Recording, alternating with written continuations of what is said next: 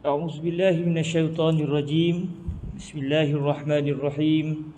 السلام عليكم ورحمة الله تعالى وبركاته. الحمد لله رب العالمين، والصلاة والسلام على الحبيب المصطفى سيدنا ومولانا محمد الكريم وعلى آله وعترته وأصحابه أجمعين.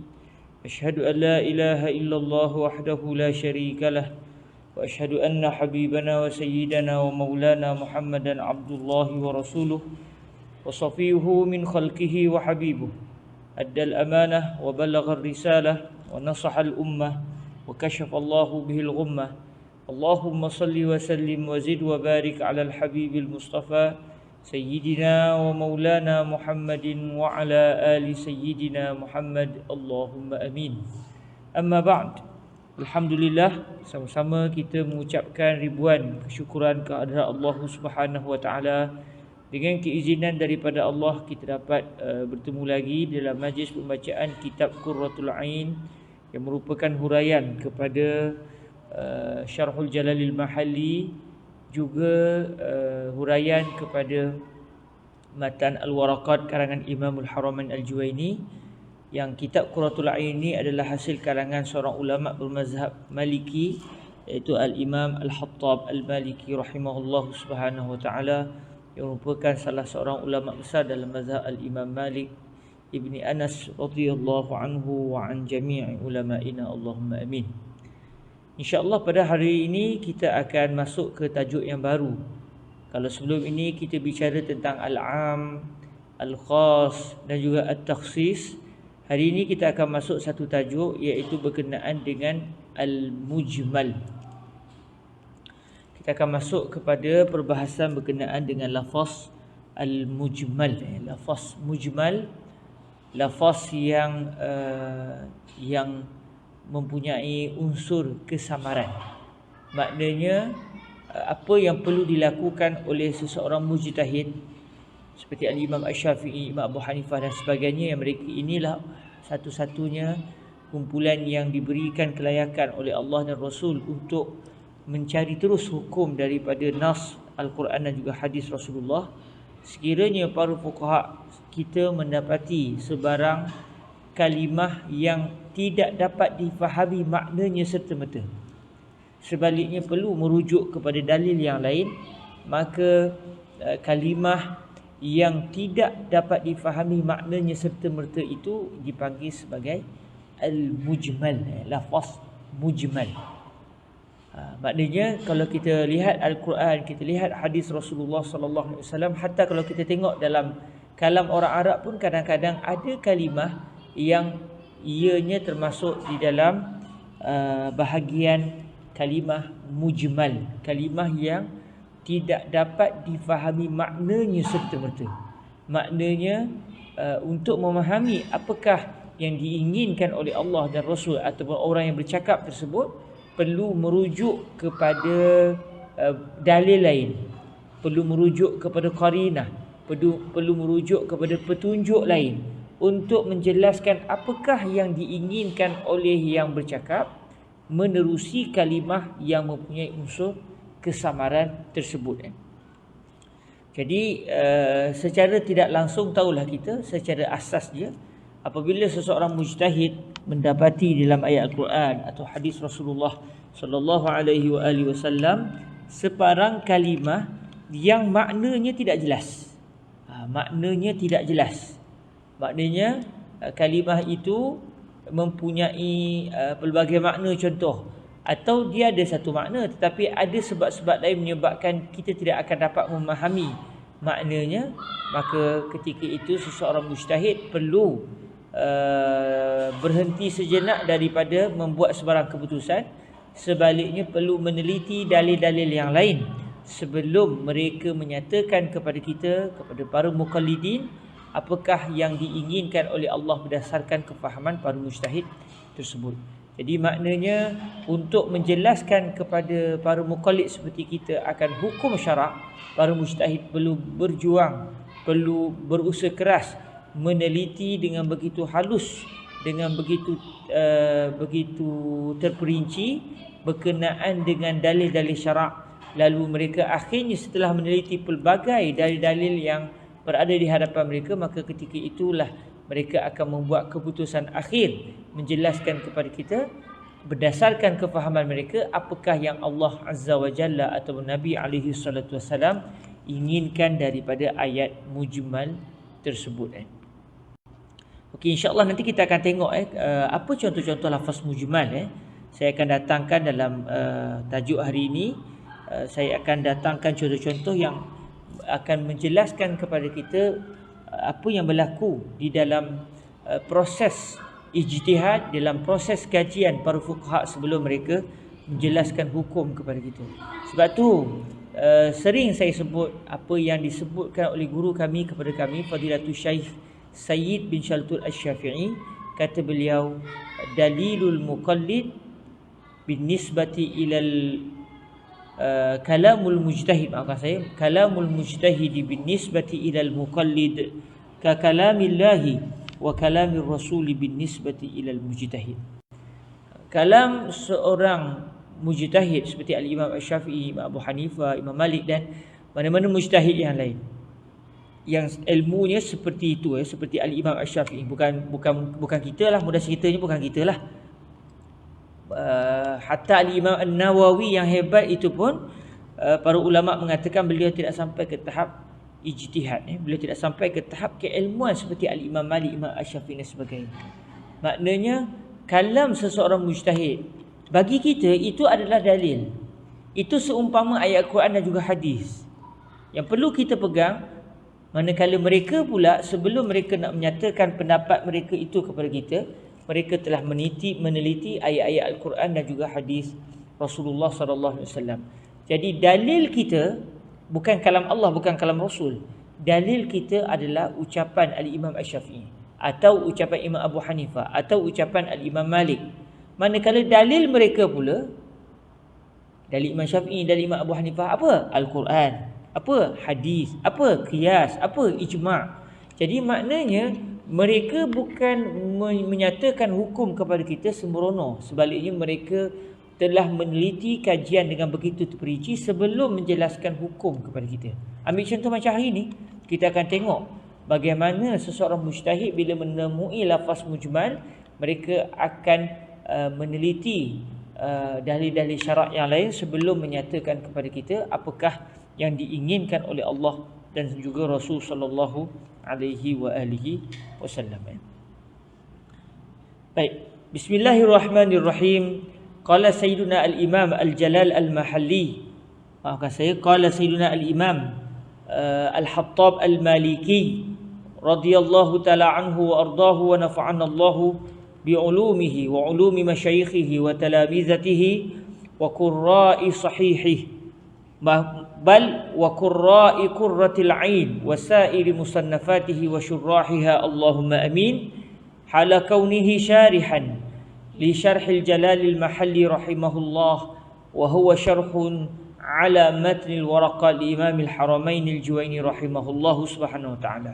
Qala Sayyiduna al-Imam al-Hattab syarihan li syarhil Jalal wa syarihan li matnil waraqat wal mujmalu fil lughati min ajmaltu syai'a iza jama'tuhu wa didduhu al-mufassal. Sekarang kita akan mula meneliti dari segi definisi al-mujmal. Beliau Imam Al-Hattab akan mendatangkan kepada kita definisi al-mujmal secara bahasa. Maknanya sebelum kalimah al-mujmal ini menjadi satu istilah ilmu. Sebab orang Arab sebelum kedatangan Rasulullah, mereka telah berbicara dalam bahasa Arab. Jadi ada beberapa kalimah Arab yang difahami oleh orang Arab sebelum kedatangan Nabi SAW berdasarkan satu makna. Kemudian akhirnya selepas kedatangan Nabi, sama ada pada zaman Nabi atau pada zaman sahabat atau pada zaman yang seterusnya, ada beberapa kalimah yang satu ketika dahulu digunakan oleh orang Arab, akhirnya digunakan tetapi bukan lagi berdasarkan makna yang difahami oleh orang Arab sebelum kedatangan Islam. Sebaliknya kalimah itu sudah mempunyai makna yang lain. Jadi itu yang dipanggil sebagai istilah. Makna secara bahasa, iaitu maksudnya makna secara asal bahasa Arab, kemudian makna secara istilah, iaitu makna berdasarkan makna baru yang telah bertukar daripada makna asal bahasa Arabnya. Walaupun kalimah yang sama digunakan, tetapi maknanya sudah digunakan berbeza dengan makna asal bagi kalimah tersebut. Jadi ketika itu dia akan menjadi kalimah itu dipanggil sebagai istilahan, makna secara istilah. Dan kadang-kadang kita juga mendengar makna secara syarak, iaitu makna itu sudah digunakan oleh Allah dan juga Nabi SAW dengan makna yang lain. Jadi kadang-kadang dia menjadi makna secara syarak, iaitu Allah dan Rasul sendiri yang menggunakan kalimah itu dengan makna yang lain. Contoh kalimah as-salah, biasa para ulama kita sebut sebagai contoh kalimah as-salah. Kalimah as-salah secara bahasa Arabnya bermaksud ad-du'a, berdoa. Doa itu adalah as-salah. Tetapi apabila datang syariat Nabi alaihi salatu wasalam, apabila Allah berfirman, apabila Nabi sallallahu alaihi wasallam bersabda, digunakan juga kalimah as-salah. Tetapi kadang-kadang kalimah as-salah yang digunakan oleh Allah dan juga digunakan oleh Sayyidina Rasulullah sallallahu alaihi wasallam sudah tidak lagi mempunyai maksud doa, tapi maksud ibadah yang dimulakan dengan takbir, takbiratul ihram, dan ditutupi dengan salam. Jadi ibadah yang kita orang Melayu panggil sembahyang, sembahyang. Jadi ada kalimah seperti itu, maknanya secara syarak dia itu syariat yang telah mengubah kalimah itu daripada makna bahasa kepada makna yang lain. Ada juga yang tidak diubah oleh syariat, tetapi menjadi satu istilah para ulama di dalam penulisan kitab mereka. Contoh macam kalimah al-mujmal. Al-mujmal ini ditukar kepada makna yang lain, ditukar kepada makna yang baru. Siapa yang tukar? Bukan Allah, bukan Nabi. Sebabnya para ulama di dalam mereka menyusun ilmu, kadang-kadang supaya suatu kalimah itu digunakan berdasarkan apa yang mereka inginkan, mereka akhirnya menjadikan satu kalimah tetapi mempunyai makna yang berbeza dengan makna yang pernah digunakan oleh orang Arab satu ketika dahulu. Contoh macam kita lihat di sini, bila guna kalimah al-mujmal, kata al-Imam al-Khattab, wal mujmalu fil lughati min ajmaltu syai'a idza jama'tuhu. Kalimah al-mujmal pada bahasa, maksud dia berdasarkan penggunaan orang Arab, berdasarkan bahasa Arab.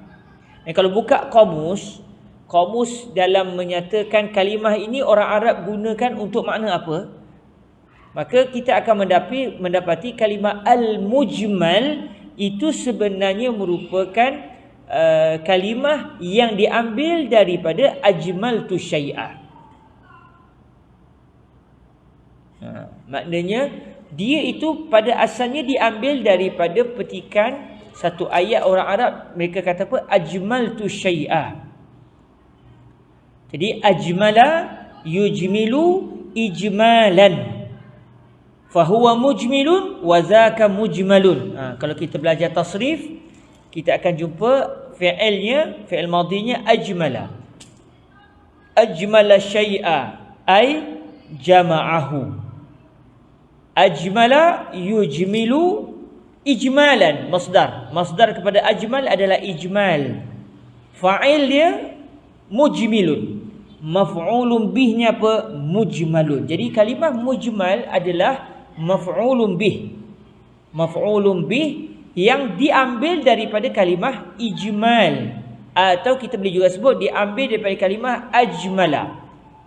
Sebab kalau siapa yang belajar bahasa Arab, belajar nahwu, kita akan jumpa bahawa suatu kalimah itu apabila dia adalah kalimah mu'rab, kalimah yang boleh diubah-ubah, kalimah yang dia ini boleh bertukar-tukar daripada satu bentuk ke satu bentuk, kita akan jumpa kalimah mushtaqqat. Kita akan jumpa kalimah mushtaqqat. Dan bila kalimah yang bersifat mushtaqqat, kalimah-kalimah yang dia ini berubah-ubah bentuknya tetapi dia ada asal punca dia. Jadi kalimah mujmal bermaksud sesuatu yang dihimpunkan. Kalau ikut makna bahasa Arab lah, mujmal maksud sesuatu yang dihimpunkan. Mujmal diambil daripada, kalau ikut di sisi para ulama Kufah, asal kepada mujmal adalah ajmala. Manakala kalau ikut ulama Basrah, dia akan kata asal kepada mujmal ini diambil, dipetik daripada ijmal. Jadi ulama Basrah dan Kufah dia ada beza sikit lah dari segi menentukan aslul mushtaqqat, asal kepada kalimah-kalimah yang sudah dipecah-pecahkan daripada satu keadaan ke satu keadaan. Kalau ikut ulama Basrah, mereka akan kata asal, maknanya punca asal bagi sesuatu kalimah yang boleh ditukar-tukar daripada perbuatan kepada masdar, tukar kepada isim fa'il, isim maf'ul, isim makan dan sebagainya. Asalnya adalah kalimah masdar, masdar bagi sesuatu kalimah. Jadi ajmala masdarnya adalah ijmal. Jadi kalau Al-Imam Al-Hattab Al-Maliki menulis kitab ini berdasarkan gaya ulama Basrah, beliau akan sebut wal mujmalu fil lughati minal ijmal. Sebab asal punca kepada segala kalimah yang boleh dipecah-pecahkan daripada satu keadaan ke satu keadaan, asal puncanya adalah masdar di sisi ulama Basrah. Tetapi di sisi ulama Kufah, asal punca bagi suatu kalimah yang boleh dipindah-pindahkan, boleh ditukar-tukar daripada satu keadaan ke satu keadaan, itu asal puncanya adalah fi'lun. Jadi kalau kita tengok di sini, kita boleh kata Al-Imam Al-Hattab telah menggunakan gaya penulisan ulama Kufah kerana beliau menyebut mujmal ini adalah mushtaqun min ajmaltu syai'. Mujmal adalah dipetik, diambil daripada ajmaltu syai'. Maksudnya beliau menggunakan fi'lun, beliau tidak menggunakan masdar. Tapi kalau ulama Basrah tulis, beliau akan sebut wal mujmalu fil lughati min al ijmal. Okey, itu sedikitlah tambahan maklumat dan juga untuk mengingatkan kita kembali apa yang pernah kita pelajari sebelum ini di sisi para ulama kita, khususnya dalam ilmu nahwu dan bahasa Arab. Okey, jadi kalimah al mujmal dipetik secara bahasanya, maksud kalimah al mujmal dari segi bahasa adalah daripada ajmaltu syai'a. Daripada kalimah orang Arab, ucapan orang Arab, mereka akan kata ajmaltu syai'a. Apa maksud ajmaltu syai'a? Idza jama'tuhu. Digunakan kalimah ajmaltu syai'a ini apabila saya, iaitu yang bercakap itu, telah menghimpunkan benda tersebut. Maksudnya kata beliau ajmaltu syai'a. Apa maksud ajmaltu syai'? Jama'tu syai'a. Saya sudah menghimpunkan satu benda. Ajma'tu syai'a. Saya telah menghimpunkan satu benda. Katakanlah satu orang dia bawa satu hidangan contoh, tiba-tiba la qadarullah dia bawa buah contoh, ataupun dia bawa katakan nasi, tiba-tiba tertumpah. Bila tertumpah berselerak, akhirnya dia kutip satu-satu tu, akhirnya dia kumpulkan dalam satu talam. Dia boleh sebut laqad ajmaltu ruz, alhamdulillah.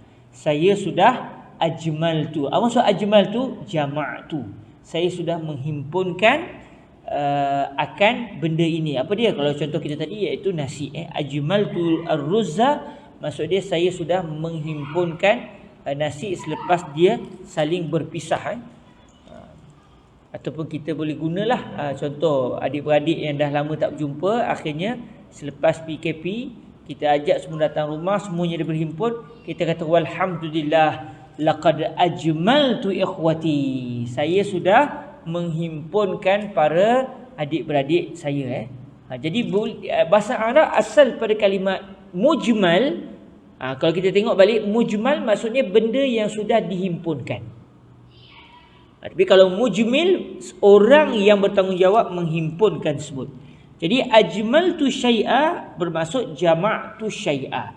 Jadi mujmal kalau ikut secara penggunaan orang Arab asalnya, mujmal bermaksud sesuatu benda yang sudah dihimpunkan, yang pada asalnya dia berselerak, dihimpunkan semula. Maka ketika itu benda yang dihimpunkan itu, macam contoh tadi nasi berpecah tadi, atau adik-beradik yang saya ajak semua datang ke rumah saya, akhirnya semua berhimpun. Jadi mujmal adalah benda yang sudah dihimpunkan itu. Contohnya tadi adik-beradik ataupun beras ataupun nasi itu sendiri. Wa didduhu al-mufassal. Jadi lawan kepada mujmal adalah al-mufassal. Suatu benda yang sudah dipisahkan. Fassala yufassilu tafsilan. Fahuwa mufassilun wa dhaka mufassalun. Jadi mufassal adalah isim maf'ul daripada at-tafsil ataupun daripada fassaltu syai'a. Fassala pun ada banyak makna, antara juga menghuraikan, itu juga antara maknanya. Tetapi maksud mufassal yang didatangkan oleh Imam Al-Khattab di sini ketika beliau menyatakan wadidduhu, maksud dia wadiddul mujmali al-mufassalu, lawan kepada mujmal adalah al-mufassal. Maksud al-mufassal ni iaitu satu benda yang sudah dipisahkan. Al-fasil, orang yang memisahkan. Al-faslu bainal haqqi wal batil. Kita kadang-kadang biasa dengar orang sebut al-faslu, fahuwa al-faisal bainal haqqi wal batil. Jadi faisal, al-faslu iaitu pemisah, pemisah. Jadi al-mufassal iaitu sesuatu benda yang sudah dipisahkan. Jadi al-mufassal kalau secara bahasa adalah lawan kepada al-mujmal. Okey, itu secara bahasa. Kita lihat pula di sudut ilmu usul fiqhi.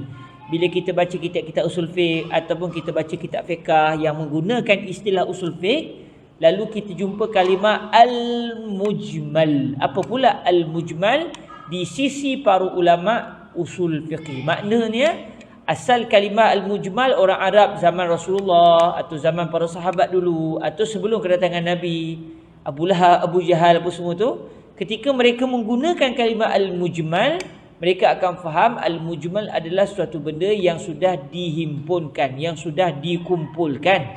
Akhirnya para ulama terkemudian, maknanya dah berapa generasi dah lepas tu, mereka guna kalimah al-mujmal tetapi dengan makna yang lain. Maknanya kalau mereka guna kalimah al-mujmal dengan maksud yang baru, mereka sebut dengan Abu Lahab atau Abu Jahal, Abu Lahab, Abu Jahal pun tak tahu.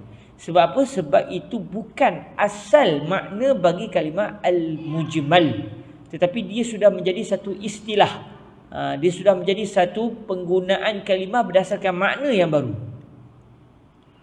Wa fil istilahi huwa maftaqara ilal bayan. Berdasarkan secara makna istilah, istilah apa ni? Istilah ilmu usulul fiqhi. Maksud dia wa fil istilahi, alif lam itu adalah merujuk kepada kalimah hasil gabungan mudhaf dengan mudhaf ilaih, cuma dihilangkan mudhafun ilaih. Maksudnya kalau kita nak takdirkan dia, kita nak jelaskan apa maksud wa fil istilah, kita kata wa fi istilahi ilmi usulil fiqhi. Tetapi dibuang ilmi usulil fiqhi, akhirnya digantikan dengan alif lam. Jadi alif lam itu adalah pengganti kepada mudhafun ilaih. Orang Arab suka benda yang ringkas. Jadi bila kita baca satu kenyataan tu, kadang-kadang kita kena cek balik alif lam tu merujuk kepada apa. Wa fil istilahi, maksud dia wa fi istilahi usulil fiqhi. Jadi kita boleh kata alif lam di situ adalah alif lam al-ahdiyah, al-dhihniyah, alif lam al-ahdi, alif lam yang merujuk kepada mudhafun ilaih yang kita semua tahu. Apa dia? Istilah apa lagi sekarang ni kita usul fiqh, mestilah istilah usulul fiqhi. Jadi wa fil istilahi, maksud dia wa fi istilahi usulil fiqhi, huwa, maksud dia al-mujmalu huwa maftaqara ilal bayan. Maksud dia apa sahaja. Iftaqara, memerlukan, ihtaja. Iftaqar maksud dia memerlukan. Maksud sebarang perkara, iaitu sebarang lafaz yang memerlukan kepada al-bayan, memerlukan kepada huraian. Jadi al-mujmal di sisi ulama usulul fiqhi, bila mereka guna kalimah al-mujmal berdasarkan istilah ilmu usul fiqh, al-mujmal bererti sesuatu kalimah yang memerlukan kepada huraian, memerlukan kepada penjelasan. Kalau semata-mata kalimah itu saja, dia tidak memberikan sebarang penjelasan, bahkan menyebabkan kita jadi sama-sama, jadi makin tak jelas apa yang diinginkan. Okey, nanti kita akan tengok penyebab suatu kalimah itu kadang-kadang kenapa dia menjadi mujmal. Kita akan lihat, saya akan datangkan contoh walaupun tak ada kitab, tapi saya rasa penting untuk kita semua tahu sebagai contoh yang akan menjelaskan kefahaman kita, insya-Allah.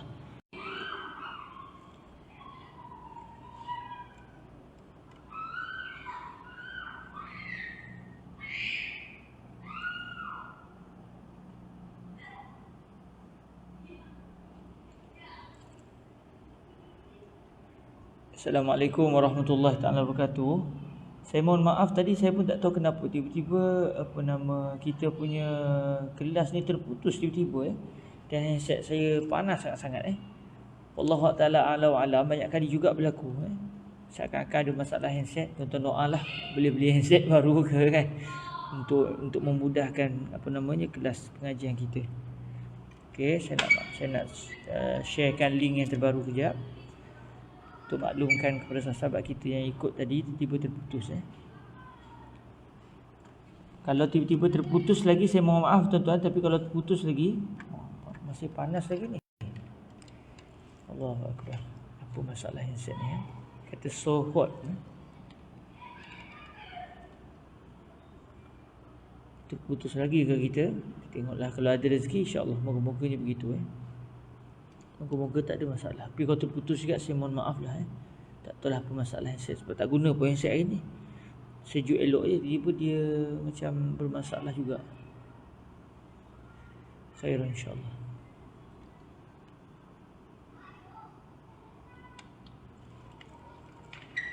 Sebentar saya nak maklumkan kita punya kelas, link yang terbaru kepada sahabat kita yang ikut tadi. Allah ya karim. Kita masih pada ta'rif mujmal tadi kita berhenti di ta'rif mujmal, tiba-tiba terputus tadi.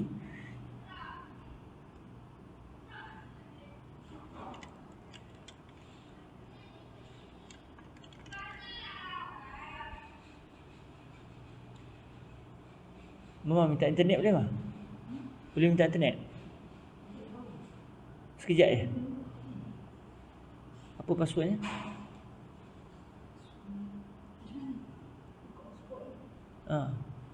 Mama buka Okey, macam dah terbuka dah. Macam dah okey dah. Anak-anak bukanya. Sebentar tuan-tuan semua saya nak maklumkan kita punya kelas yang terbaru ni.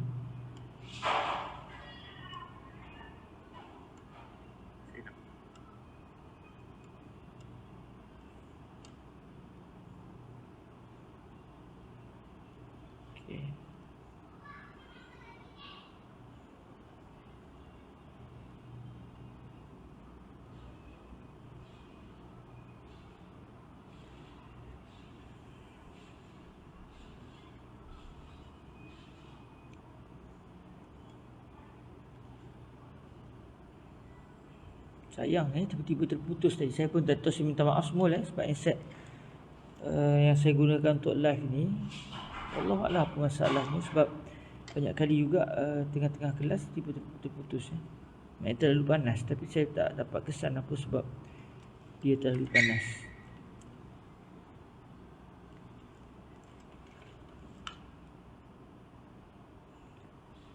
Sebentar.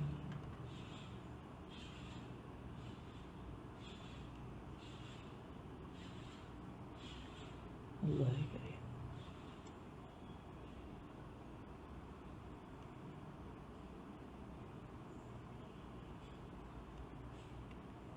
Mama boleh share tak?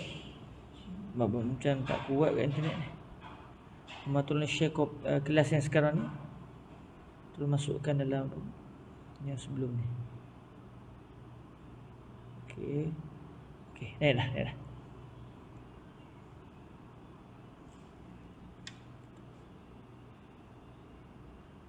Tahu.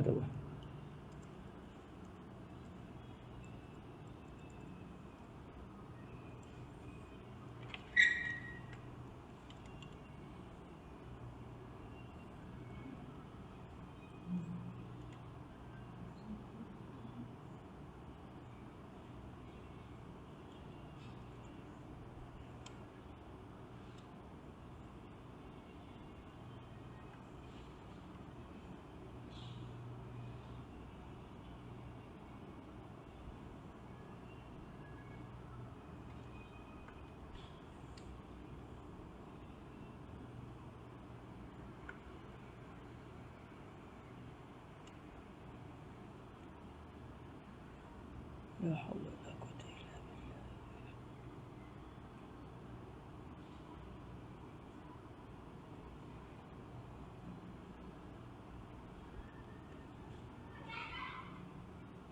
Okey, kita teruskan insya-Allah. Bismillahirrahmanirrahim. Kita sambung yang terputus tadi. Wa fil istilahi huwa maftaqara ila al-bayan. Secara istilah, al-mujmal adalah sesuatu kalimah yang memerlukan kepada huraian. Jadi kalau semata-mata kalimah itu sendiri tanpa merujuk kepada bantuan kalimah-kalimah lain, huraian-huraian yang lain, kita tak akan dapat memahami kehendak yang berbicara. Ai huwa al-lafzu alladhi yatawaqqafu fahmul maqsudi minhu ala amrin kharijin anhu, imma qarinatu halin au lafzun akharu au dalilun munfasilu. Okey, jadi Imam Al-Hattab menjelaskan apa maksud Imam Al-Haramain Al-Juwaini ketika menyatakan al-mujmal ma yaftaqiru ila al-bayan. Kalau kita tengok matan asal Imam Al-Haramain, beliau tulis wal mujmalu ma yaftaqiru ila al-bayan. Tetapi Al-Imam Al-Hattab tukar daripada ma yaftaqiru kepada maftaqara. Beliau tukar daripada ma yaftaqiru kepada ma iftaqara. Itu yang zahirnya lah. Sebab bila saya rujuk beberapa nuskhah matan waraqat, saya tidak menemui maftaqara.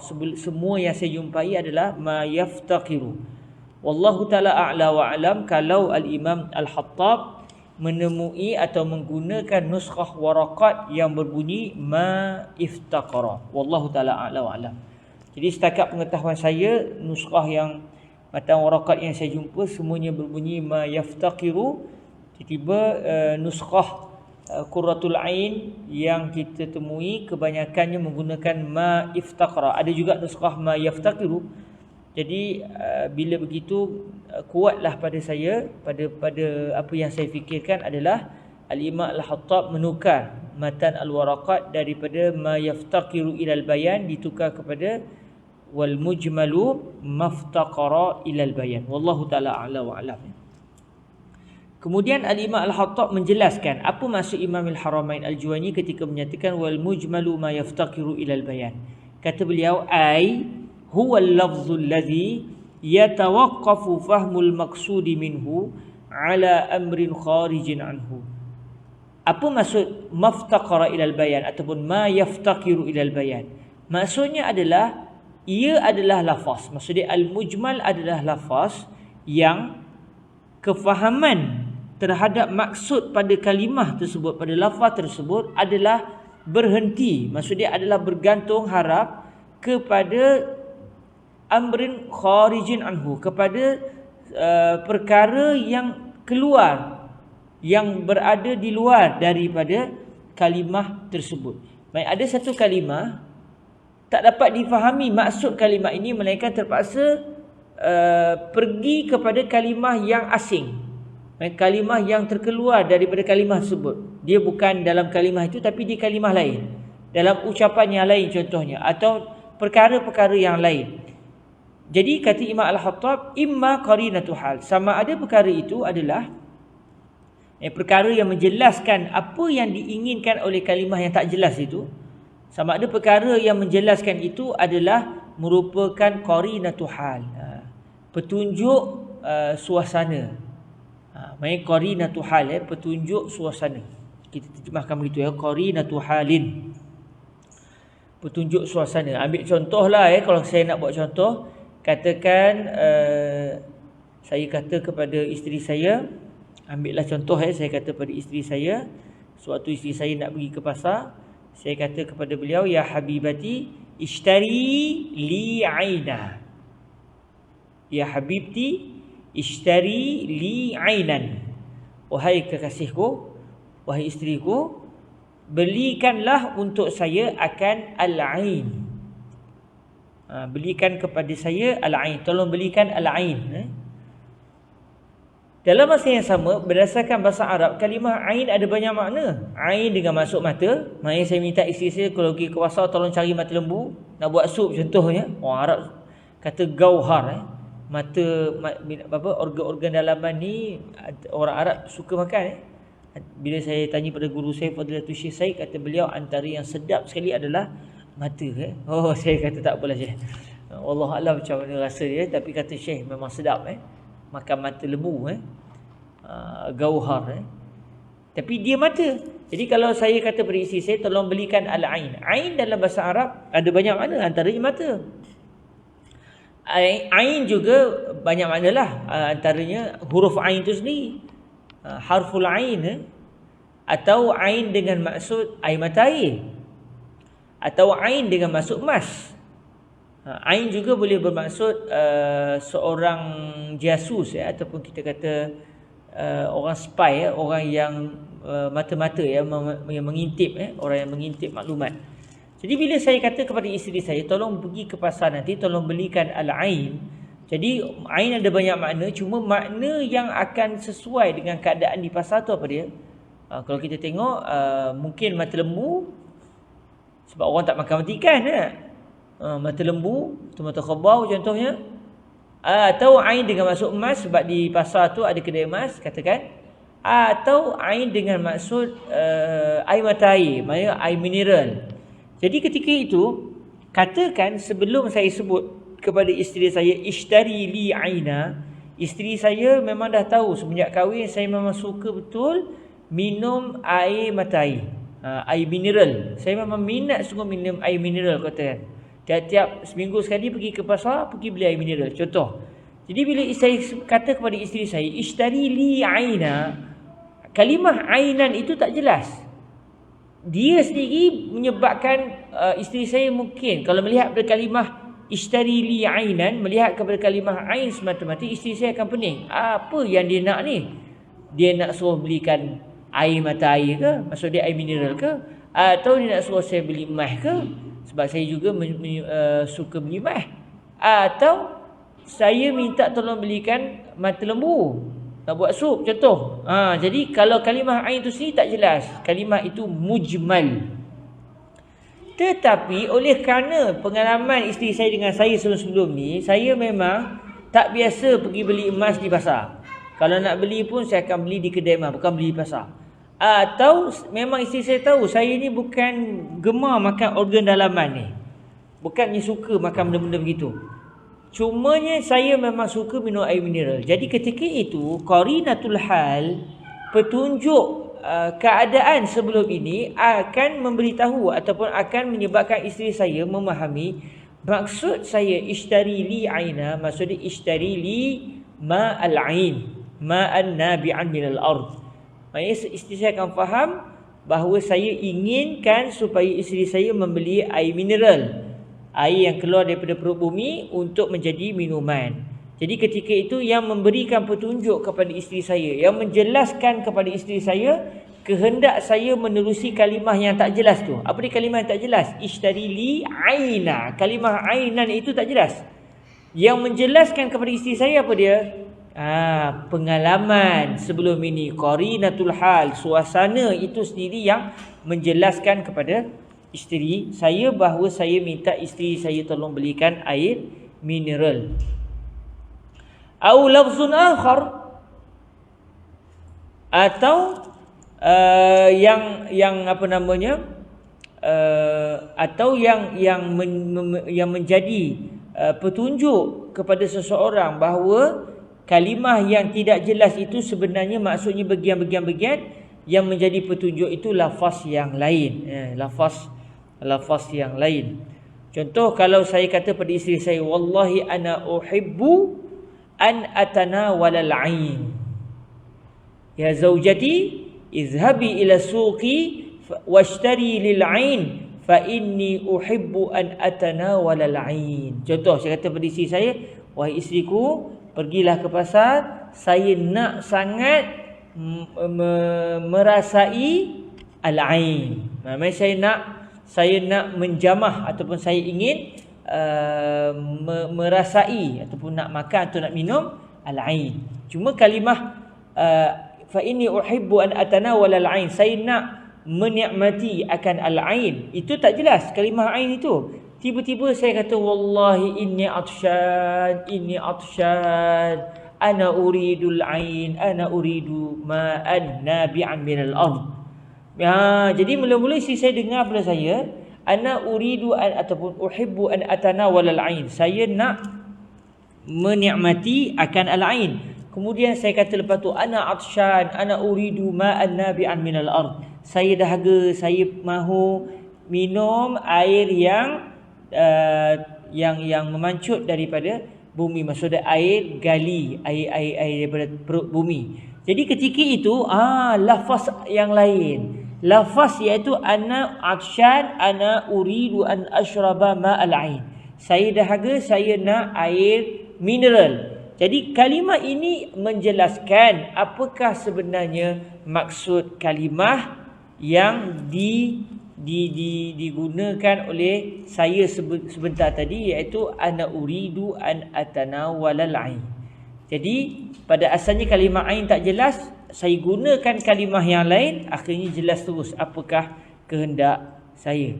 Atau dalil yang munfasil, dalil yang lain, dalil yang terasing. Contohnya kalau kita lihat, ambil contoh yang betul-betul realiti. Allah Subhanahu wa taala berfirman, "Uhillat lakum bahimatul an'ami illa ma yutla 'alaikum." Allah Taala berfirman, telah halal untuk kamu semua akan binatang-binatang ternak, melainkan apa yang akan dibacakan kepada kamu semua. Maksudnya apa yang akan dijelaskan kepada kamu semua nanti. Jadi ayat ini semata-mata illa ma yutla alaikum, melainkan sesuatu yang akan dijelaskan kepada kamu yang ni tak halal. Maksudnya kamu semua boleh makan binatang-binatang ternakan, melainkan binatang ternakan yang akan dijelaskan bahawa dia tak boleh dimakan. Jadi kalimah ini tak jelas. Melainkan binatang-binatang ternak yang tertentu yang tak boleh dimakan. Apa benda binatang tertentu tu? Tak disebut dalam ayat ini. Jadi di sini illa ma yutla alaikum menyebabkan berlaku ijmal, berlaku kesamaran pada ayat ini. Menyebabkan kita nak makan apa benda pun tak boleh. Nak makan lembu, betul ke boleh makan lembu? Entah-entah lembu yang tak boleh dimakan. Nak makan kambing, boleh ke makan kambing? Ke kambing tak boleh dimakan? Sebab Allah kata dihalalkan bagi kamu semua makan binatang ternak, melainkan binatang ternak yang akan dijelaskan bahawa ia diharamkan ke atas kamu. Jadi ucapan melainkan binatang ternak yang akan dibacakan kepada kamu, maksudnya akan dijelaskan kepada kamu akan pengharamannya, ini menyebabkan terus kita tak boleh nak makan mana-mana binatang ternakan kerana tak tahu binatang ternak mana yang diharamkan oleh Allah Subhanahu wa taala. Akhirnya Allah Subhanahu wa taala menurunkan firman-Nya yang berbunyi, hurrimat alaikumul maitatu waddamu wa lahmul khinziri wa ma uhilla li ghairillahi bihi wal munkhaniqatu wal mawqudatu wal mutaraddiyatu wan natihatu wa ma akala as-sabu' illa ma zakaitum wa ma zubiha 'alan nusub. Dalam ayat ini Allah menjelaskan diharamkan ke atas kamu bangkai. Kalau binatang ternak tu dah jadi bangkai, tak boleh makan. Diharamkan juga kamu makan darah. Diharamkan juga kamu makan daging babi. Walaupun orang bukan Islam ada yang membela binatang ternakan iaitu babi, tetapi babi tak boleh dimakan. Begitu juga sesuatu binatang ternakan yang disembelih bukan menyebut nama Allah Subhanahu wa taala. Jadi binatang-binatang ternakan ini rupanya tidak dibenarkan oleh syariat. Jadi asalnya berlaku ijmal, datang penjelasan berdasarkan apa? Berdasarkan ayat yang lain. Maksud dia dalil yang berpisah. Dalil yang bukan dalam ayat yang sama, bukan difahami daripada qarinatul hal, bukan difahami daripada suasana, tetapi difahami daripada petikan ayat yang lain yang terpisah daripada ucapan yang berunsur ijmal, berunsur kesamaran tersebut.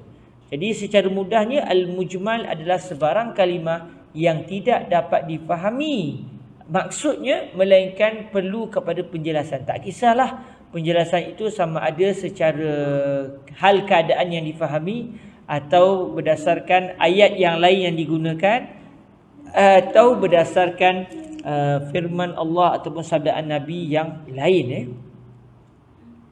Okey, alhamdulillah selesailah kita melihat kepada makna istilah, makna istilah kepada lafaz kepada mujmal, kalimah mujmal itu sendiri. Kemudian para hadirin dirahmati Allah Subhanahu Wa Taala, Al-Imam Al-Hattab Al-Maliki mendatangkan contoh. Okey, kita akan lihat contoh. Fal lafzul mushtaraku mujmalun. Lafaz mushtarak. Maksud lafaz mushtarak, satu lafaz mempunyai banyak makna. Ada dalam bahasa Melayu kita pun kadang-kadang ada kalimah itu satu kalimah tapi mempunyai makna yang pelbagai. Contoh kalimah mereka. Mereka adakah bermaksud orang ramai atau mereka dengan maksud mencipta? Contoh Jadi cuma biasanya bila kita guna ayat kita akan tangkaplah mereka yang digunakan tu mereka dengan maksud orang ramai atau mereka dengan maksud mencipta. Itu dalam bahasa Melayu kita pun ada. Bahasa Arab lagi banyak. Okey, jadi lafaz mushtarak ni adalah lafaz yang berkongsi pada makna sedangkan kalimahnya satu. Lafaz yang satu tetapi mempunyai makna yang banyak. Contoh macam kalimah al-ain yang saya gunakan tadi dalam contoh sebelumnya. Kalimah al-ain menyebabkan orang yang mendengar tu tak boleh nak buat keputusan. Sebab ain ni banyak makna. Ain mana satu dia nak? Ain yang mana? Ain dengan maksud mata ke? Ain dengan maksud emas ke? Ain dengan maksud orang yang mengintip ke? Ain dengan maksud huruf ain ke? Ain dengan maksud air mata air ke? Tak jelas. Jadi semua makna-makna ini kalimahnya satu, iaitu al-ain. Al-ain dengan maksud yang pertama atau al-ain dengan maksud yang kedua atau yang seterusnya. Jadi kalimah al-ain itu sendiri contoh kepada al-lafzul mushtarak. Jadi kata Imam Al-Hattab, lafaz mushtarak adalah mujmal. Maksudnya antara contoh lafaz mujmal adalah lafaz mushtarak. Lafaz mushtarak iaitu mushtarak yang berkongsi dari sudut lafaz tetapi berbeza dari sudut makna. Kenapa lafaz mushtarak termasuk dalam erti mujmal? Kata Imam Al-Hattab, li'annahu yaftaqiru ila ma yubayyinul murada min ma'naihi au ma'anihi. Min ma'nayaihi, maka saya salah baca. Li'annahu yaftaqiru ila ma yubayyinul murada min ma'nayaihi au ma'anihi. Kenapa lafaz mushtarak adalah lafaz mujmal? Kerana lafaz mushtarak adalah satu lafaz yang memerlukan kepada sesuatu yang akan menerangkan kehendak yang diinginkan oleh bercakap daripada dua maknanya atau makna-maknanya yang lebih daripada dua. Tengoklah kalau kalimah itu ada dua makna saja, kalau kita guna kalimah itu dah jadi mushtarak juga. Atau dia ada banyak makna. Contoh macam kalimah al-ain, maknanya pun dah banyak. Al-ain dengan maksud jasus, dengan maksud jasus pengintip. Al-ain dengan maksud mata. Al-ain dengan maksud emas. Al-ain dengan maksud air mata air. Al-ain dengan maksud huruf ain. Jadi banyak makna. Tengoklah 2 makna ke, 3 makna ke, 4 makna ke. Apabila dia mempunyai 2 makna atau lebih sedangkan lafaznya satu, maka ketika itu berlakulah al-ijmal. Jadi dia dipanggil sebagai al-lafzul mushtarak. Dalam masa yang sama dia juga adalah mujmal. Cuma mujmal bukanlah semata-mata lafaz mushtarak. Di sana ada lafaz-lafaz yang tidak mushtarak tetapi menjadi mujmal juga. Jadi semua lafaz mushtarak adalah mujmal, tetapi bukan semua lafaz mujmal adalah mushtarak. Okey, apa contoh lafaz mushtarak yang didatangkan oleh Imam Al-Hattab di sini? Nahwu qawlihi ta'ala. Contohnya firman Allah Subhanahu wa ta'ala, salasata quru. 3 quru.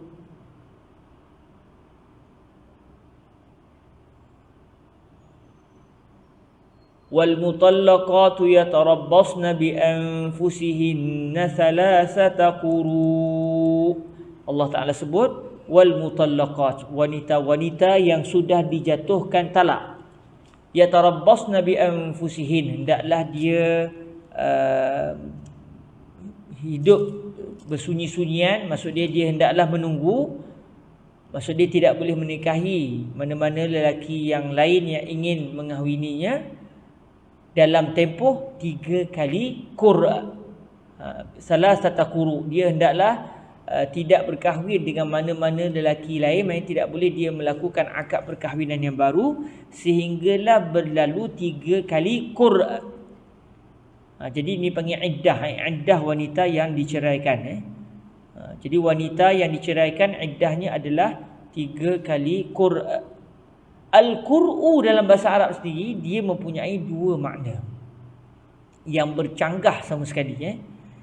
Fa innahu yahtamilul athhara wal haidat. Sesungguhnya al-qur'u mengandungi al-athhar, kesucian-kesucian. Kalau 3 kali quru maksudnya 3 kali suci, atau wal haidat atau haid, maksudnya 3 kali haid.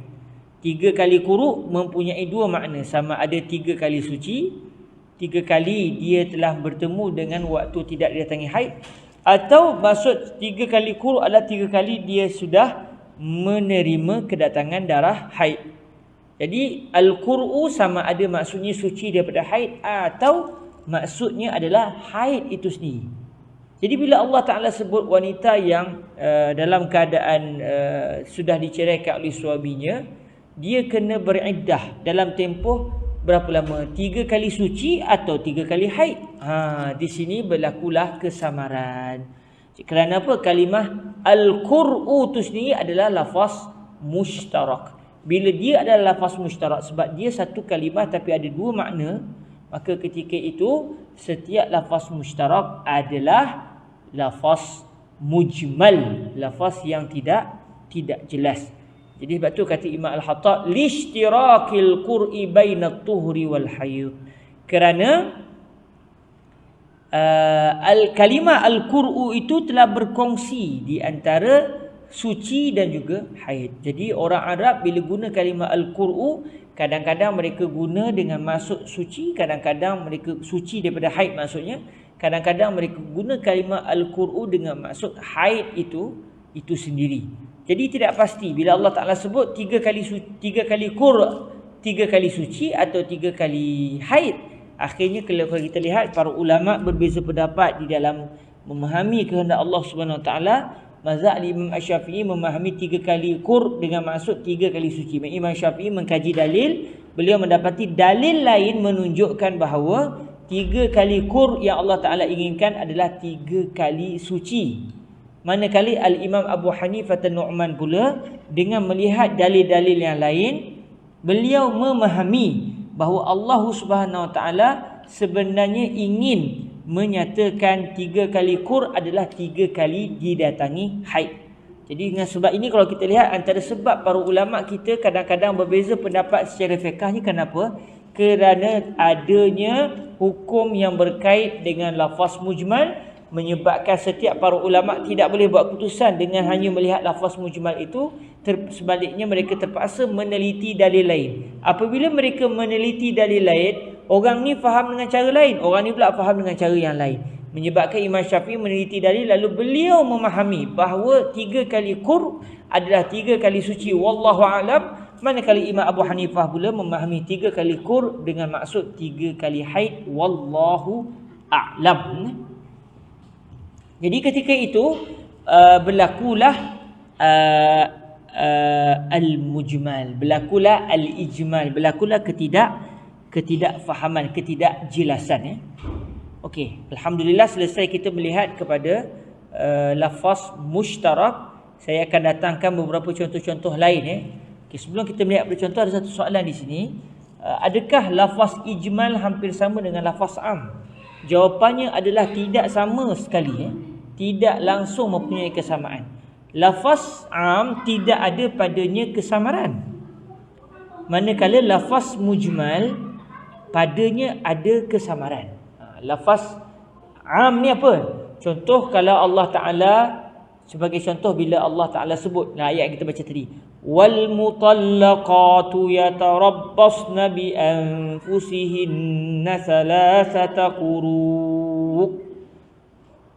Allah guna kalimah al-mutallaqat. Jadi sebagaimana kita pernah belajar dalam lafaz am sebelum ni, apabila sesuatu jamak itu didatangi alif lam, dan alif lam itu adalah alif lam istighraqiyah, bukan alif lam ahdiyah, maka dia akan memberi maksud semua.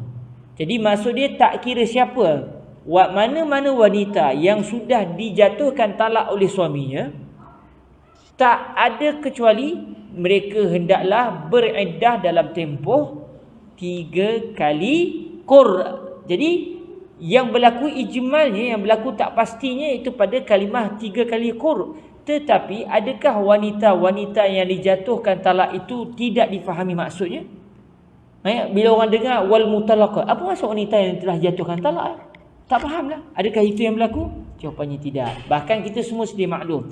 Bila sebut wal mutallaqat, wanita-wanita yang telah dijatuhkan talak, kalimah ini merujuk pada semua wanita-wanita yang telah dijatuhkan talak, maka iddahnya adalah 3 kali qur'. Jadi maksudnya kalimah al-mutallaqat adalah lafaz am dan maknanya jelas. Bahkan individu yang diinginkan itu meliputi siapa sahaja yang berkait. Maksud dia mana-mana wanita, tak kira dia daripada Malaysia ke, Indonesia ke, Mesir ke, tahun ni ke, tahun lepas ke, 10 tahun yang lepas ke, 10 tahun akan datang ke, kalau dia itu merupakan wanita yang dijatuhkan talak oleh suaminya, maka dia tidak boleh berkahwin dengan mana-mana lelaki lain melainkan setelah selesai iddahnya. Jadi lafaz am berbeza sama sekali dengan lafaz mujmal. Tidak ada persamaan sama sekali. Jadi soalannya, adakah lafaz ijmal hampir sama? Jawapannya bukan hampir sama, sangat jauh beza. Sangat-sangat berbeza di antara lafaz am dengan lafaz mujmal. Lafaz mujmal ni bila dengar ayat tu tak boleh nampak keputusan. Seseorang mujtahid tak boleh nampak keputusan bila dengar kalimah tu. Salah satu quru, 3 kali qur'. Apa dia Quran? Jadi tak boleh buat keputusan, terpaksa tengok dalil lain. Tetapi dengan melihat lafaz am, tidak berlaku mujmal. Tidak berlaku mujmal di situ. Maknanya untuk seseorang mujtahid mengamalkan terus apa yang diinginkan oleh Allah menerusi lafaz am adalah boleh sekali. Melainkan kalau mereka mendapati lafaz yang mengeluarkan beberapa individu, maka berlakulah takhsis.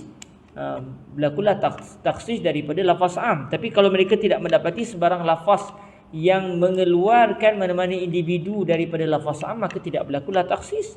Jadi sebenarnya am bukan mujmal, bahkan sangat jauh untuk disamakan dengan lafaz mujmal. Okey, alhamdulillah dalam contoh yang didatangkan oleh Imam Al-Hattab, beliau membawa contoh iaitu lafaz mushtarak. Saya datangkan beberapa contoh yang saya ambil daripada kitab Usulul Fiqh karangan Syekh Muhammad Abu Nur Zuhair, dan juga kitab Ghayatul Usul karangan Al-Imam Syekhul Islam Zakaria Al-Ansari. Jadi di sini ada beberapa tambahan dua orang alim ini dalam menyatakan contoh-contoh lafaz mujmal. Okey.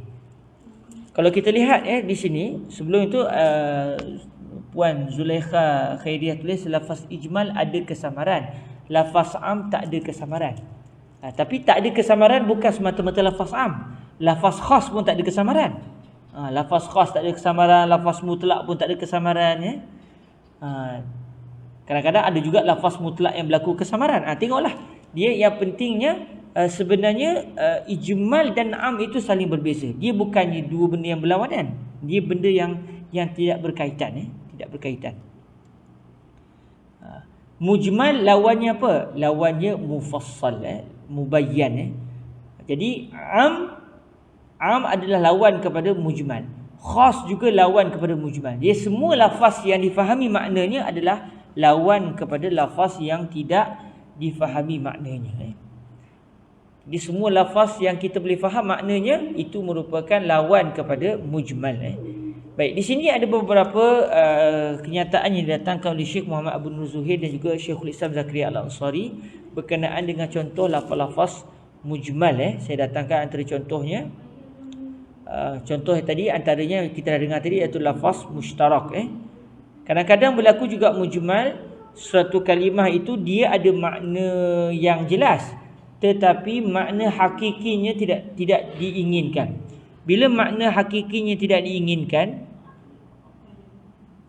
dia ada majas pula. Maksudnya kalau kita dah belajar hakikah dan juga majas sebelum ini, bila suatu kalimah itu bukan difahami berdasarkan hakikah, maka perlu difahami secara majas. Katakan majas bagi kalimah itu ada dua yang berbeza, maka ketika itu berlakulah mujmal. Mujmal bukan kerana kalimah itu mempunyai makna hakikah yang ada dua atau tiga tadi, contoh macam mujmal, tetapi berlaku ijmal, berlaku ketidakpastian kerana makna mutlak makna hakikah tidak dapat digunakan. Sebaliknya majas yang akan kita pegang, majas pula ada kesamaran. Ambil contoh yang biasa kita dengar, Nabi SAW bersabda, la salata liman lam yaqra bi fatihatil kitab. Tidak ada solat, tidak wujud solat yang tidak wujud solat bagi sesiapa yang tidak membaca surah Al-Fatihah. Tidak ada solat, maknanya solat tidak wujud. Jadi kata para ulama, tidak ada solat maksud dia tidak wujud sembahyang. Tetapi makna hakikah bagi sabdaan Nabi ini tidak dapat difahami. Maknanya kita tak dapat nak menggunakan hadis ni berdasarkan makna hakikah. Sebab satu orang dia sembahyang zuhur contoh, kita pun tak dengar dia baca apa. Habis dia bagi salam, kita kata apa? Dia telah melaksanakan solat zuhur. Rupanya masa dia berdiri tegak di setiap rakaat dia tak baca Fatihah, dia baca surah lain. Kita ingat telah ada solat. Memang pada kita dia dah telah melaksanakan ibadah solat. Jadi secara zahir pada pandangan mata kita telah berlakulah ibadah solat. Sedangkan Nabi mengatakan tidak wujud solat. Jadi tidak wujud solat di sini itu dari segi makna hakikinya adalah ternafi. Sama juga dengan sabdaan Nabi yang biasa kita dengar, rufi'an ummatil khata'u wan nisyan wa mastukrihu alaih. Dihilangkan, tidak wujud pada umatku sebarang kelupaan, sebarang kesilapan dan sebarang pemaksaan. Maksudnya umatku ini tak akan berlaku padanya lupa, tak akan berlaku padanya kesilapan, bahkan tidak akan dipaksa sama sekali. Sedangkan yang kita lihat secara realiti, ada orang yang terlupa, ada orang yang dia kena paksa, ada orang yang dia ingatkan dia dah semayang contoh, rupanya tak semayang lagi, dia tersilap.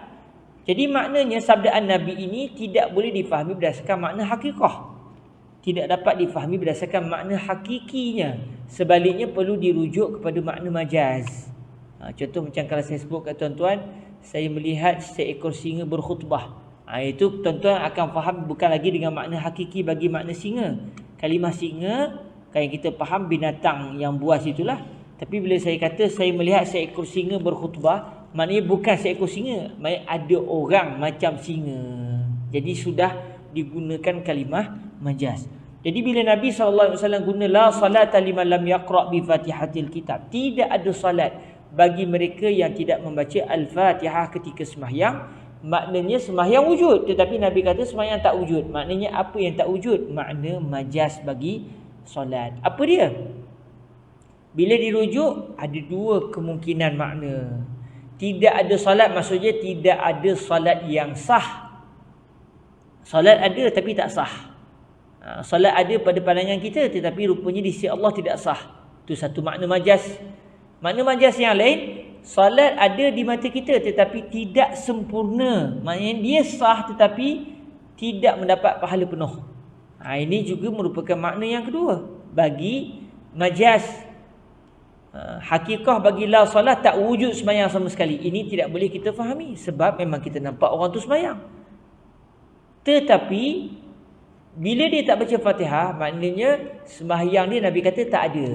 Sembahyang dia tak wujud, sedangkan sembahyang dia wujud. Maknanya ada makna lain. Apa makna tu?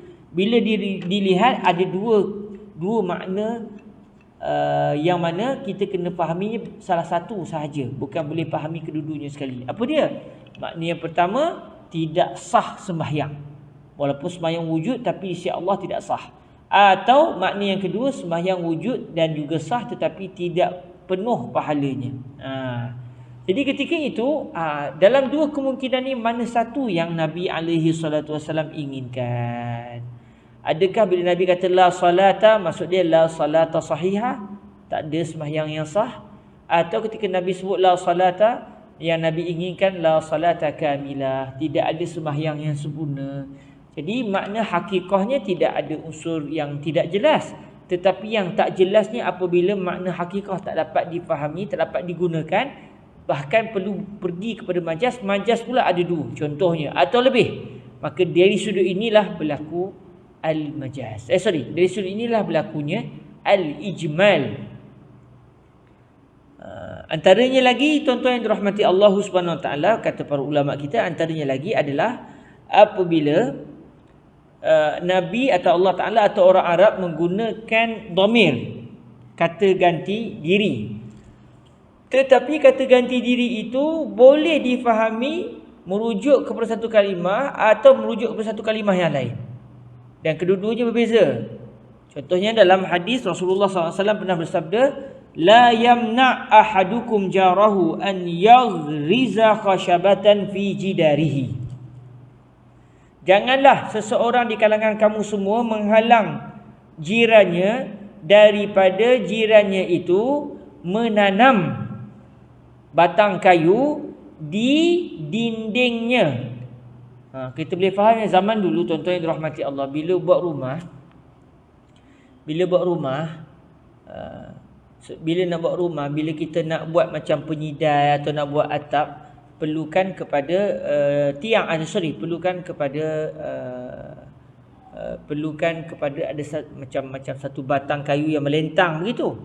Ni dinding, perlukan satu batang kayu. Cuma batang kayu kalau zaman sekarang tak apalah, kita boleh guna lekat lah apa semua lah. Macam orang Melayu kita guna pasak lah apa. Tapi orang Arab peringkat awal dulu, bila mereka buat rumah pula daripada tanah. Jadi bila mereka nak buat rumah daripada tanah liat tu, bila mereka nak buat sebarang kayu, kita nak jadikan sebagai penggantung sesuatu ke, jadi mereka akan tanam batang kayu itu di dinding. Bila batang kayu itu akan ditanam di dinding, akhirnya akan terkeluarlah sedikit bahagian kayu ke bahagian rumah orang sebelah. Jadi kita boleh bayangkan, contoh kalau saya nak buat katakan penyidai baju lah pada zaman Nabi dulu lah, contoh nak buat penyidai baju, rumah saya ada dinding tu berkongsi dengan dinding orang sebelah. Maksudnya dinding saya dengan dinding orang sebelah tu satu, berkongsi. Bila saya nak buat saya nak buat tempat jemur baju lah contoh, saya terpaksa korek bahagian dinding saya untuk dimasukkan batang kayu. Tapi kalau semata-mata korek dinding sikit jangan tak lepas. Jadi dia terpaksa pecahkan dinding, dilobangkan dinding, lalu dimasukkan batang kayu, kemudian kita simen lah ataupun kita tutup dengan tanah liat yang lain.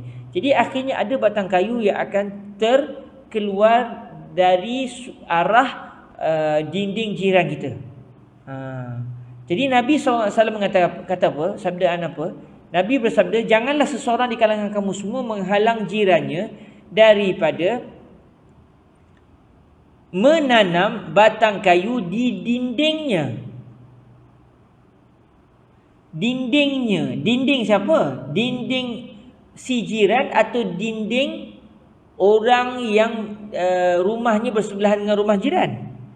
Maksudnya adakah Nabi menghalang kita daripada menghalang seorang jiran menanam batang kayu,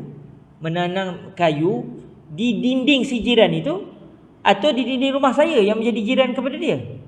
Jadi domir dia tu pergi ke siapa? Maksudnya adakah kalau si jiran itu dia nak katakan dia ada satu lagi dinding sebelah sana, dinding dia tu dia nak tebuk lubang, boleh ke tak boleh? Dinding dia, bukan dinding saya. Atau maksud Nabi, kalau jiran tu nak tebuk dinding saya, jangan dihalang. Jadi ketika itu berlaku kesamaran. Apakah maksud Nabi SAW? Sebab Nabi tidak menjelaskan dinding siapa. Nabi kata dindingnya, jidarihi, fi jidarihi. Jadi apabila domir itu, kata ganti diri itu tidak dapat difahami semata-mata melihat kepada hadis ni, adakah maksudnya dinding si jiran atau dinding saya yang bersebelahan dengan rumah si jiran? Jadi ketika itu berlakulah ketidakpastian. Jadi lafaz jidarihi ketika ini sudah menjadi lafaz mujmal. Okey.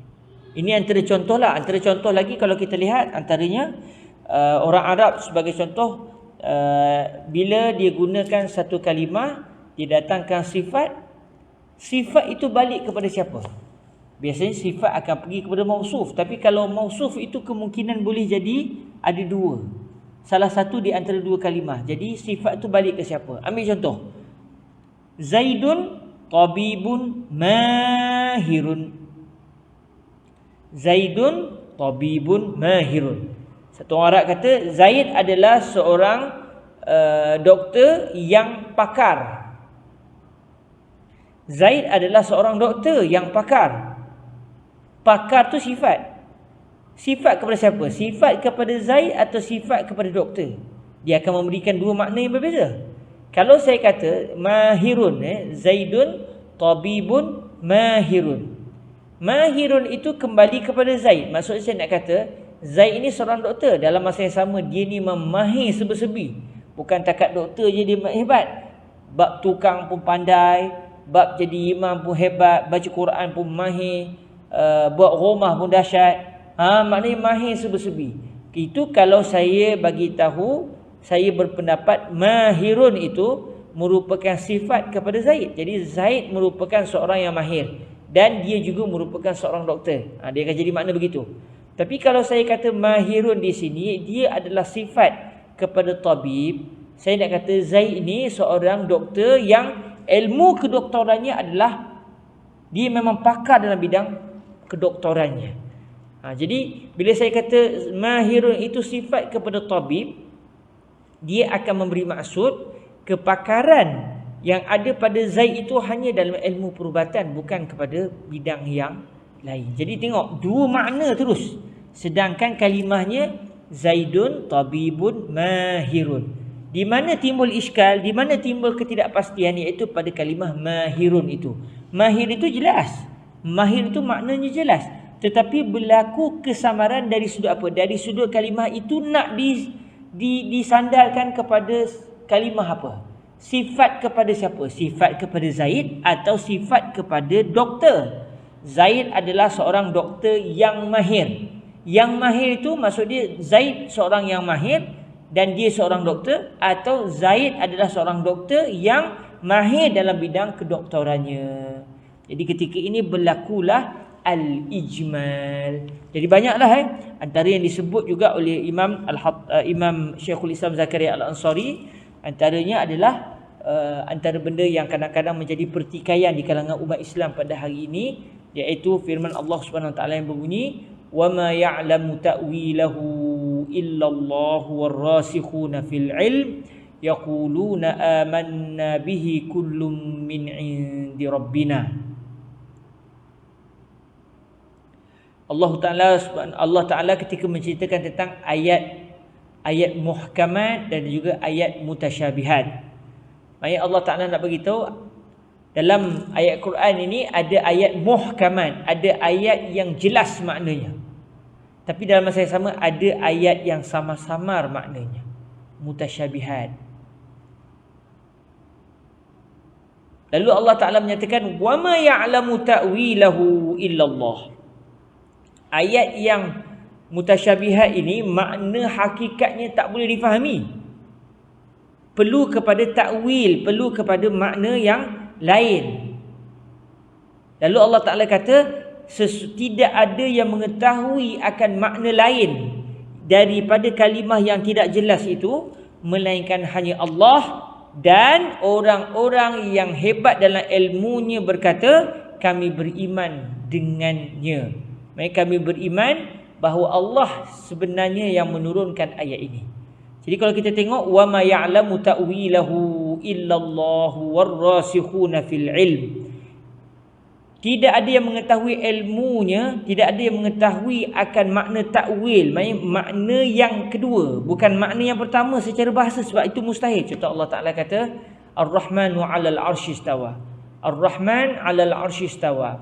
Tuhan yang Maha Pemurah di atas arasy, duduk di atas arasy. Kalau kita terjemahkan kalimah istawa dengan maksud jalas, ketika itu makna ini mustahil bagi Allah Ta'ala, sebab dia akan memberi makna Allah bertempat, Allah ada lokasi. Jadi ini mustahil. Bila mustahil, Makna yang mustahil itu, makna hakikinya adalah mustahil. Maka perlu kepada makna yang majaz, makna yang kedua. Itu dipanggil takwil. Kita meninggalkan makna hakiki. Kita kerana apa? Kenapa? Sebab kita tak mampu untuk menggunakan makna hakiki dalam ayat ini. Sebab ia akan membawa kepada Allah itu bertempat, maka ia mustahil bagi Allah Ta'ala. Jadi perlu kepada makna yang kedua. Lalu Allah Ta'ala menyatakan tidak ada yang mengetahui takwil, makna kedua bagi ayat ini. Contohnya Ar-Rahmanu ala arsy istawa. Allah duduk di atas arasy. Bukan duduk, ada makna lain. Apa maknanya? Allah kata tidak ada yang mengetahui makna kedua. Dipanggil takwil. Tidak ada yang mengetahui takwil kepada ayat mutasyabihat ini melainkan hanya Allah. Dan orang-orang yang hebat dalam ilmunya, mereka berkata kami beriman dengannya. Maksudnya kami beriman bahawa ayat ini adalah daripada Allah, walaupun makna hakikinya itu adalah mustahil bagi Allah Subhanahu wa taala. Jadi di sini ada ijmal. Di mana ijmalnya? Pada kalimah wa. Warrasikhun. Wa tu, huruf waw pada kalimah warrasikhun. Dalam bahasa Arab, wa ini kita orang Melayu panggil dan lah, terjemah dia dan. Tapi dan dalam bahasa Arab, ataupun kita kata wa, kalimah wa dalam bahasa Arab ada banyak makna. Antaranya, kalau dalam ayat ini ada dua kemungkinan makna. Sama ada wa di sini bermaksud wawul isti'naf. Waw al-isti'naf. Waw al-isti'naf ni maknanya ayat baru. Waw untuk menyatakan ayat sebelumnya dah selesai, sekarang ayat baru. Maksud dia Allah nak bagi tahu, kalau kita kata waw di sini warrasikhun itu adalah wawul isti'naf, dia akan memberi makna sesungguhnya tidak ada langsung yang mengetahui makna kedua bagi kalimah mutasyabihat dalam ayat Al-Quran, melainkan hanya Allah semata-mata. Orang-orang yang hebat dalam ilmunya pula berkata kami beriman dengannya. Maksudnya orang yang mahir dalam ilmu pun tak akan tahu apakah makna kedua bagi ayat mutasyabihat. Sebab yang hanya tahu adalah Allah. Itu kalau kita fahami waw itu adalah wawul isti'naf. Tapi kalau waw dalam warrasikhun itu adalah wawul atf. Waw yang bermaksud dan dalam bahasa Melayu kita. Dia akan memberi makna apa pula? Sesungguhnya tidak ada yang mengetahui makna kedua bagi bagi kalimah mutasyabihat melainkan hanya Allah dan orang-orang yang mahir, yang hebat dalam ilmunya. Mereka berkata kami beriman bahawa ayat-ayat ini daripada Allah Subhanahu wa taala. Jadi kalau kita faham waw di situ adalah wawul atfi, maksud dia yang boleh mengetahui ataupun yang mengetahui makna kedua bagi satu kalimah yang mustahil makna hakikinya itu adalah diinginkan oleh Allah, mereka perlu beralih kepada makna yang lain, iaitu dipanggil takwil, yang hanya mengetahui makna kedua hanyalah Allah. Dalam masa yang sama orang yang berilmu. Soalannya, orang yang berilmu ni sebenarnya dia boleh tahu ke makna kedua atau tidak? Jadi bagi mereka yang mengatakan waw pada kalimah warrasikhun itu adalah wawul isti'naf, mereka akan mengatakan bahawa sesungguhnya yang mengetahui hanya Allah. Maksudnya orang selain pada Allah tidak akan tahu maksud yang diinginkan oleh Allah. Jadi tak payahlah kita cari. Yang pasti bila Allah kata Ar-Rahman 'ala arsy istawa, contohnya kita sebut makna istawa yang ikut bahasa Arab mustahil bagi Allah. Sebab istawa maksud dia jalas. Kalau istawa dengan maksud jalas, maknanya mustahil Allah nak beritahu Allah duduk di atas arasy. Sebab bertempat bukan sifat Allah. Allah mencipta tempat, bukan Allah pula yang duduk di tempat. Ada makna lain. Apa maknanya? Adakah istawa dengan maksud menguasai? Adakah istawa dengan maksud bagian-bagian? Mereka yang mengatakan waw pada warrasikhun adalah wawul isti'naf, mereka kata kami serahkan makna yang Allah inginkan itu kepada Allah. Yang pasti makna yang terzahir bagi kalimah istawa itu mustahil bagi Allah. Sebab istawa berdasarkan makna yang zahir secara hakikinya secara hakikahnya istawa maksudnya jalas. Jalas maknanya akan ada dua objek. Jalisun wa majlus alaih. Benda yang diduduki dan benda yang menduduki. Itu mustahil bagi Allah Ta'ala. Jadi ada makna kedua, ada makna yang lain, ada makna majaz. Apa makna majaz itu? Apa takwilnya? Hanya Allah yang tahu, orang alim pun tak tahu. Jadi ini adalah pegangan kebanyakan ulama-ulama salaf. Tapi bagi ulama khalaf pula, mereka akan mengatakan ataupun kebanyakan ulama-ulama khalaf mengatakan waw pada warasikhun itu adalah wawul atfi, waw dengan maksud dan.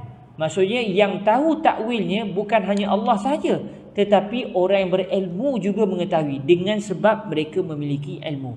Hasil kajian mereka akan dapat jumpa juga apakah yang diinginkan oleh Allah berdasarkan ijtihad mereka. Jadi waw pada warasikhun itu adalah sebab berlakunya al-ijmal pada ayat ini. Kenapa berlaku ijmal? Sebab huruf waw itu saling berbolak-balik di antara makna al-atfu ataupun al-istinaf ataupun al-ibtida. Jadi ini di antara contohlah contoh yang menunjukkan bahawa dalam bahasa Arab ada kalimah mujmal, ada kalimah mujmal, makna yang tidak difahami maknanya. Satu kalimah yang tidak dapat difahami ertinya melihat semata-mata pada ayat itu, melainkan terpaksa merujuk kepada makna lain. Jadi insya-Allah tuan-tuan yang dirahmati Allah Subhanahu Wa Taala, dalam pertemuan yang akan datang kita akan melihat pula apakah dia al-bayan, iaitu lafaz yang menerangkan maksud yang diinginkan oleh Allah atau Rasul atau orang Arab di dalam penggunaan kalimah mujmal. Sebab mujmal memerlukan kepada huraian. Jadi apakah dia huraian? Setelah kita faham apakah dia al-mujmal, iaitu lafaz yang tidak jelas, yang memerlukan kepada penjelasan. Baik apakah pula penjelasan dan perbahasan yang berkaitan dengan penjelasan? InsyaAllah dalam pertemuan yang akan datang kita akan masuk kepada wal bayanu yutlaqu ala tabyin ila akhirih insyaAllah subhanahu wa ta'ala. Alhamdulillah, syukur pada Allah Subhanahu Wa Taala di atas penjelasan yang telah kita dengar sebentar tadi, dan moga-moga apa yang saya sampaikan ini jelas pada pandangan dan juga pada pemikiran tuan-tuan semua yang mendengar. Moga-moga ini akan menguatkan lagi kefahaman kita terhadap ilmu usulul fiqh dan menguatkan lagi sebenarnya cara berfikir yang matang yang diajar oleh Islam menerusi ilmu ini. Jadi bila kita jumpa satu kalimah yang tidak jelas, jangan cepat buat keputusan. Sebab lafaz mujmal perlukan kepada huraian. Bila perlu kepada huraian, jangan buat keputusan. Jadi kalau kita dengar satu benda tak jelas, jangan bagi pendapat dalam benda yang tak jelas. Sebab benda yang tidak jelas sepatutnya kita kena berhenti, tak boleh buat keputusan. Jadi konsep kalau mujtahid menggunakan ilmu usul fiqh untuk mereka mencari gali hukum, kita juga boleh menggunakan usul fiqh pada kaedah kehidupan kita. Walaupun kita tidak layak untuk mencari gali hukum terus daripada Al-Quran dan juga hadis, tetapi metod ini, cara pemikiran ini boleh dipraktikkan dalam kehidupan kita sehari-hari. Ada orang dia dengar satu kenyataan, dia tak jelas, dia tak faham, tapi dia kerana tak puas hati dengan satu orang, dia kata tak betul dia sebut tu, padahal dia pun tak faham apa yang kawan tu sebut. Jadi orang tu kebetulan menerima satu kalimah yang bagi dia tak jelas, maka dia pandai-pandai pula buat ulasan, maka ketika itu dia sudah tersalah daripada cara berfikir yang betul. Sepatutnya kalau dia tak jelas, dia kena tanya, boleh tolong jelaskan apakah maksud kalimah ini untuk saya faham supaya saya boleh buat pandangan. Jadi itu yang terbaik. Bukan terbaik, itu yang sepatutnya. Itu yang sepatutnya, kerana seseorang yang mengeluarkan pendapat dalam keadaan dia pun tak jelas apa benda yang dia bincangkan, sebenarnya dia sudah lari daripada cara pemikiran yang betul. Allah Taala a'lam wa a'lam. Insya-Allah dalam pertemuan yang akan datang kita akan meneliti perbahasan yang seterusnya biiznillah subhanahu wa taala. Dan dengan kita melihat beberapa perkara ni, contoh bahawa kita tahu antara sebab para ulama kita berbeza pendapat dalam sesuatu pandangan kadang-kadang kerana timbul isu al-lafzul mujmal, lafaz mujmal, yang menyebabkan akhirnya ada dua pendapat dalam suatu isu, sama ada isu fiqh atau isu-isu yang lain. Alhamdulillah, semoga dalam jagaan Allah Aku qouli hadza wa astaghfirullah li wa lakum. Kita tangguhkan majlis kita dengan selawat ke hadrat Nabi alaihi salatu wassalam. Allahumma salli afdala salatin ala as'adi makhluqatika sayyidina Muhammadin wa ala alihi wa sahbihi wa sallim adada ma'lumatika wa midada kalimatika kullama zakaraka zakiruna wa ghafala an zikrihil ghafilun.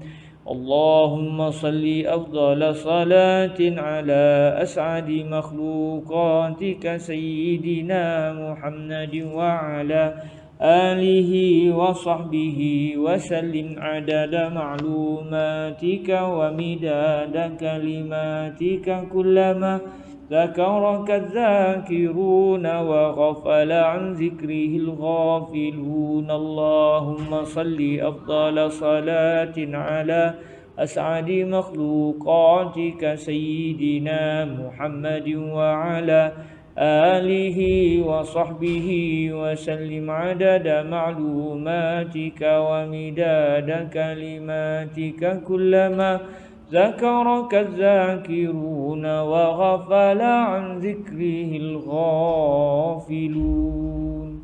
Subhanakallahumma wa bihamdika ashhadu an la ilaha illa ant astaghfiruka wa atubu ilaik. Bismillahirrahmanirrahim. Wal 'asri innal insana lafi khusr illa alladhina amanu wa 'amilus solihat wa tawasaw bil haqqi wa tawasaw bis sabr. Jazakumullahu khairan. Aqulu qouli hadza wa astaghfirullah li wa lakum. Wassalamu alaikum warahmatullahi